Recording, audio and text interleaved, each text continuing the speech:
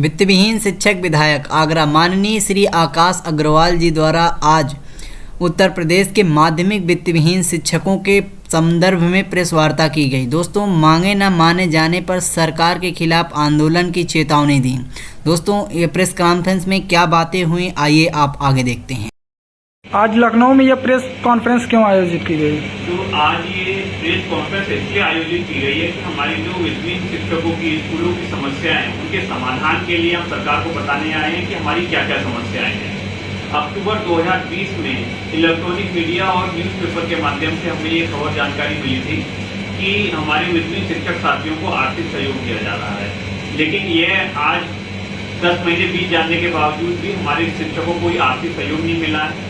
UP board की 10वीं और 12वीं 12th की परीक्षा स्थगित कर दी गई है और सरकार के पास लगभग 305 करोड़ रुपए सरकारी कोष में जमा है, जो इस बार प्रयोग नहीं हुआ है। तो हमारी मांग ये है कि ये जो 305 करोड़ की अमाउंट बचा हुआ है, ये शिक्षकों को आर्थिक सहयोग देने में प्रयोग किया जाए।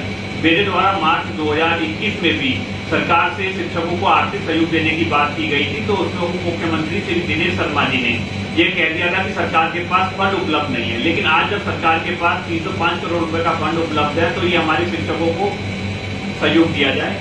इसके अलावा मार्च 2020 से कोरोना की लहर के कारण हमारे सैकड़ों वित्तविहीन शिक्षक साथियों का देहांत हो गया है, तो इन शिक्षक साथियों के लिए सरकार आर्थिक सहयोग दे। जो सरकारी शिक्षकों के देहांत होने के बाद सरकार ने 30 लाख रुपए की निधि दी है, वही 30 लाख रुपए हमारे वित्तविहीन शिक्षक साथियों को भी मिलेंगे। एक माह पूर्व श्री योगी आदित्यनाथ जी आगरा आए थे, तो उस मीटिंग में मैंने शिक्षकों को आर्थिक सहयोग देने की बात की गई थी, जिनका देहांत हो गया है। और मेरे द्वारा कहा गया था कि आप विधायक निधि के द्वारा हमें यह अधिकार दें कि हम अपनी विधायक निधि शिक्षकों के हित में प्रयोग कर पाए। लेकिन मुख्यमंत्री आदित्य योगीनाथ जी ने इस बारे में कोई स्पष्टीकरण नहीं दिया था, तो उस वजह से ये निधि इस प्रयोग में नहीं हो पा रही है।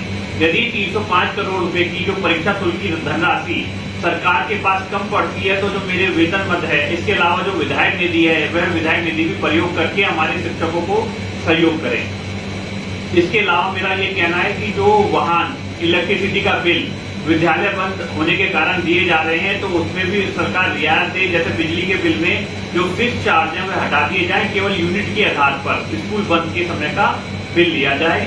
स्कूल वाहन का इंश्योरेंस, फिटनेस, परमिट की अवधि बढ़ाई जाए, जिसके कारण जो स्कूल आर्थिक समस्या का में फंसे हुए हैं सभी उसका समाधान हो पाएगा। इसके साथ साथ मैं ये भी कहना चाहूंगा कि जब 2017 में बीजेपी की सरकार बनी थी, उससे पहले एक चुनाव घोषणा पत्र सरकार ने लोक कल्याण संकल्प पत्र 2017 जारी किया गया था। इसमें बहुत सी ऐसी बातें हैं कि जो लगभग 4.5 वर्ष बीत जाने के उपरांत भी सरकार ने उस पर कोई सुध नहीं ली है। सरकार ने यह घोषणा करी थी कि जितने भी युवा हैं उन्हें बिना किसी भेदभाव के धर्म जाति के आधार पर सबको लैपटॉप दिया जाएगा। वह लैपटॉप आज भी नहीं दिया गया है। सरकार के द्वारा घोषणा की गई थी कि 1 माह 1 GB निःशुल्क इंटरनेट डाटा प्रोवाइड किया जाएगा। इसके साथ साथ सरकार ने यह भी घोषणा करी थी कि जो बच्चियां हमारी पढ़ रही हैं वह ग्रेजुएट स्नातक तक निःशुल्क पढ़ाएगी सरकार। इसके अलावा 12वीं तक छात्राओं को निःशुल्क शिक्षा दी जाएगी और जिसके 50% से ज्यादा मार्क्स हैं इंटरमीडिएट में, उसे ग्रेजुएशन तक की जो पढ़ाई है वो फ्री कराई जाएगी। इसके साथ साथ गवर्नमेंट ने कहा था कि गरीब वर्ग का कोई भी जो बच्चा है, छात्र है, उसे पुस्तकें, स्कूल यूनिफॉर्म, जूते, स्कूल बैग सब फ्री दिया जाएगा। तो ये सारी मांगे अभी तक इस पे सरकार ने कोई सुध नहीं ली है।